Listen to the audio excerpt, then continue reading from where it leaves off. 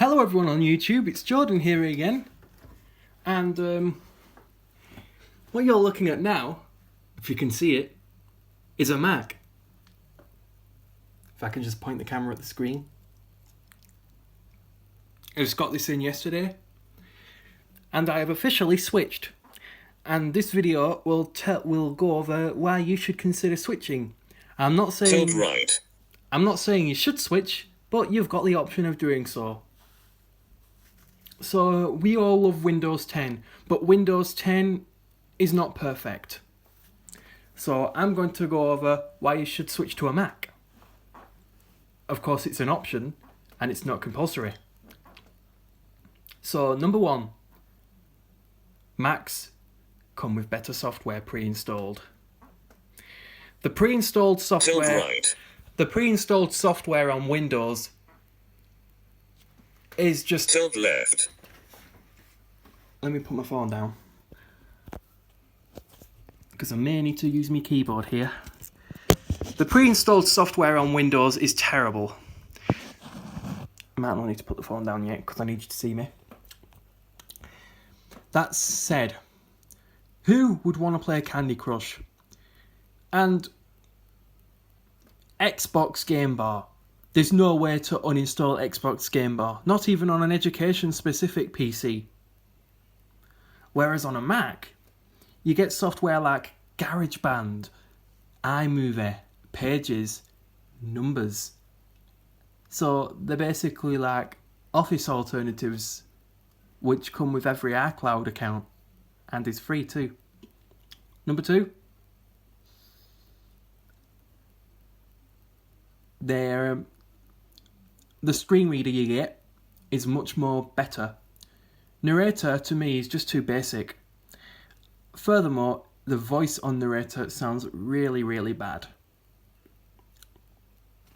Whereas on Voiceover, if you're used to using an iPhone, you get access to stuff like Vocalizer and some of Apple's own voices, which have been passed down over the years.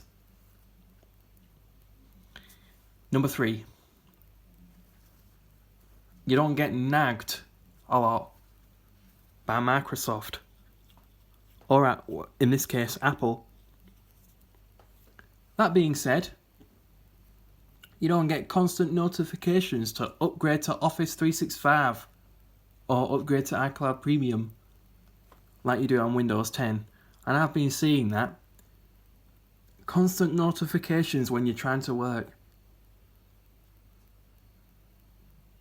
At least you can clear these off when you get them on the Mac. Number four, Macs are built for what you want to do with them. As we touched before, the pre-installed software is great. I mean, iMovie and GarageBand. Windows hardly even comes with that stuff. I mean, not everyone's going to want to play Candy Crush Saga. Especially if you just bought a computer for just basic web browsing or productivity. Number five, they've got the best screens. Sure, you can get Windows PCs with Retina displays, but they can't beat the quality of the Macs. And I'm talking through people I know who know about Macs, and I know they do have some good Retina displays and stuff. Number six, they're faster. Windows, especially Windows 10, is bloated to the point where it is absolutely slow. Especially on computers with limited RAM, like my old Lenovo IdeaPad 320.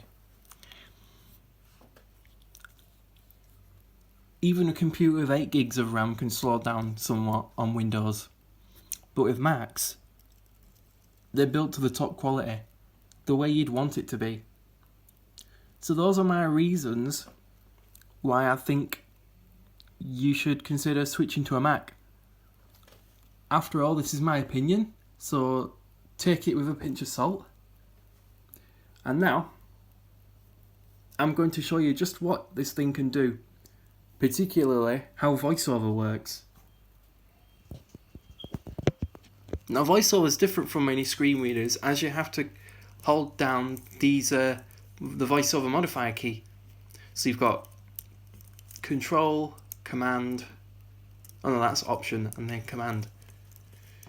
Oh no, you don't have to use Command, but you can use Control, Option to navigate areas and stuff. Lex software analyst. Michael much more is Michael.link. Heading level 3. List 5 items. So I'm currently in Google Chrome at the moment. But what I'm going to do now is go over to my Launchpad, which is on the dock, and show you the pre-installed software that you get on the Macs. Plus you'll see some software I've installed too. So you'll feel right at home if you switch. As any Mac user should know, especially if you use VoiceOver, to switch to the dock, you press Control, Option and D. Dock. Finder. Open. 1 of 30. You are currently on an application dock item. To open this application, press Control, Option, Space. That's another thing I love as well. It tells you exactly what you need to do to open an item. Narrator doesn't do that. As I said before, Windows screen readers are just too basic. Anyone who tells you JAWS is awesome, you're wrong. JAWS doesn't tell you everything. Especially how to... especially when it comes to certain controls. Neither does NVDA, but NVDA is just improving all the time, so I can't complain. But JAWS, well, that is bloated regardless of your computer's specs. Nobody will use FS Reader, and if you're on Windows, then I highly recommend NVDA. And I have used JAWS before. I've been a user since 2016. It is good on Windows 7, but not on Windows 10. I prefer to use it on Windows 7 rather than Windows 10. And I know I'm not supposed to be using Windows 7 because its support date is ended. But what? Windows 7 is better. Not as bloated as Windows 10. And it's nicer on some computers. But we're getting off the point. What I wanted to do is just show you the Launchpad real quick. Viewfinder. Focus unlocked. Image. Double tap to focus. And how you can get to your apps more easily. So I'm in the dock right now, so I just need to Launchpad. 2 of 30. go to my Launchpad. You are currently on an application dock item. To open this application, press Control, Option, Space. So I just open my... Launch in App Store. Content is empty App Store. You are currently on a button inside a grid. To click this button, press Control, Option, Space. That's another thing. There's decent apps on the Mac App Store. The Microsoft Store is nowhere near. Plus you don't get you don't get nagged to download apps from there. Especially since apps like Google Chrome are verified by Apple anyway.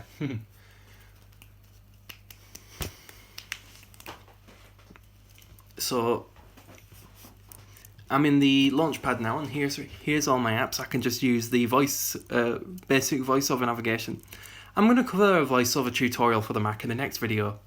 So here's all my apps. Safari, Mail, Contacts, Calendar, Reminders, Notes, FaceTime, Messages, Maps, Find My, Photo Booth, Photos, Preview, Music, Podcasts, TV, Voice Memos, GarageBand, iMovie, Numbers, Keynote, Pages, News, Stocks, Books, Dictionary, Calculator, Home, Siri, Mission Control, System Preferences, Other, Folder, Messenger. You are currently on a button in Other, Folder. So after Other... You are currently on a button inside a... After Other is where all your apps you've installed is. So here I've got Messenger. Messenger. Twitter. Twitter. You are Twitter, Calculator, Numbers, Preview, Notes, Remind, Mail, Safari, App Store, FaceTime, Music, Keynote, Home, Calculate, Dictionary, Books, Stock, News, Pages, Keynote, Numbers, iMovie, Garage, Voice, TV, Podcast, Music, Preview, Photo, Find Maps, Message, FaceTime, Notes, Reminder, Calendar, Contact, Mail, Safari, App Store, FaceTime, Music, Keynote, Home. You are currently at Chrome. Mac OS versus Windows. Which OS really is? So I've got to go to my dock, because that's where some other apps are. Dock. Launch we've got code 2 of Launchpad. 30. Safari open. Google Chrome open. Mail open. FaceTime. Messages. Maps. Photos. Contact. Calendar 11 of reminders. Notes. Music. Podcast. TV. News. Numbers. Keynote. Pages. App Store. System preferences. Separator. Microsoft Outlook. Microsoft Word. GarageBand. Terminal. Separator. Terminal open. 27 of 30. Good thing is, You are when currently you... on an application dock item. To open this application, press Control, Option, Space.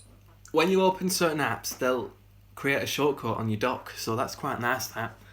And it tells you it tells you if the app's open as well. Windows-based screen readers don't even tell you that too either. Neither does Windows itself. Orally. It does visually. But Apple have done a pretty good job on accessibility. Heads up to those guys at Apple. I really love this software. And I really do hope it continues to improve. But then again, in my opinion, I don't think it needs to improve because it's just as good as it is. But on the Microsoft side, Windows 10 has a long way to go. Separate, download, bin, terminal, GarageBand, Microsoft Word. So that's just an overview of some of the pre-installed software that's on this Mac. Of course, the Microsoft Office apps are what I've installed, and you can get them from the App Store. Pretty good.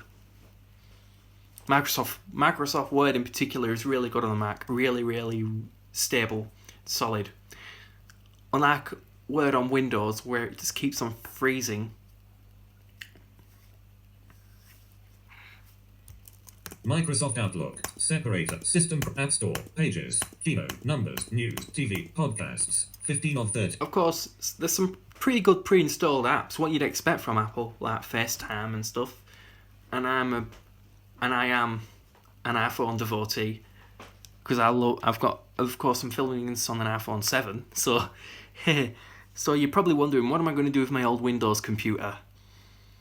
Well, I will keep it, because Windows got me into computers from the very start, and it will come in handy, especially when out and about, because I won't be able to bring this Mac to my uncle's anyway. Not when you look at how heavy Macs generally are. Now, I know a lot of people don't like Macs, but that's because they grew up with Windows. So when you think of a computer, you think of Windows. But it's nice to know there are alternative operating systems. I definitely don't recommend Linux. Not good for businesses. That's why Windows and Mac are the best options. But especially Mac OS.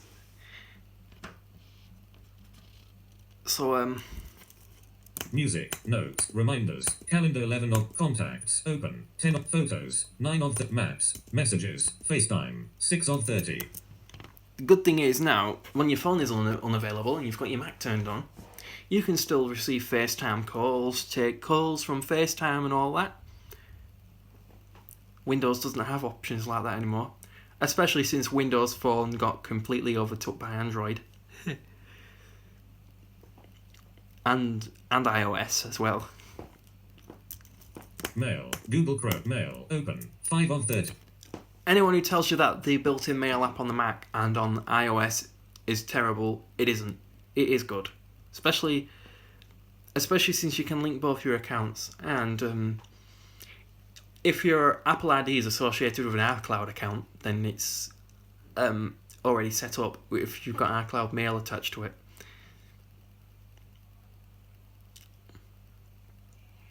And another bonus about Macs is when you have Windows open after you log in, any application Windows that is, and you have Voiceover turned on, it will tell you which app is opening in the background so that you know what's going on.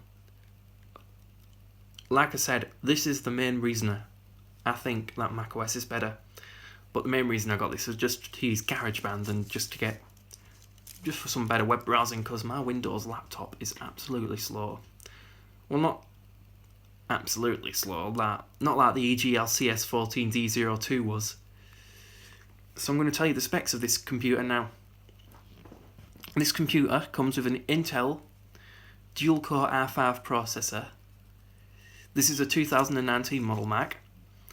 You get 8 gigs of RAM. I believe you get solid-state storage. Probably tells you why this Mac is fast. Keyboard's quite nice to type on as well. And I tell you, I'm not used to laptop keyboards, but I think because this is a Windows keyboard's not going to work on a Mac anyway. Pretty nice keyboard layout for this kind of computer. Of course, this keyboard has a function button, FN button. So, of course, you've got, if you want to use any applications that rely on your function keys, you have to hold that button down. So if I wanted to turn VoiceOver on, I'd have to hold function, command, and F5. But enough of my ranting on. I could be all day discussing how good Macs are. We just wanted to discuss why it's probably a good time to switch. And, of course, it is an option. You don't have to. This is Jordan, signing off, saying have a good day, everyone. Take pic. Stop recording video.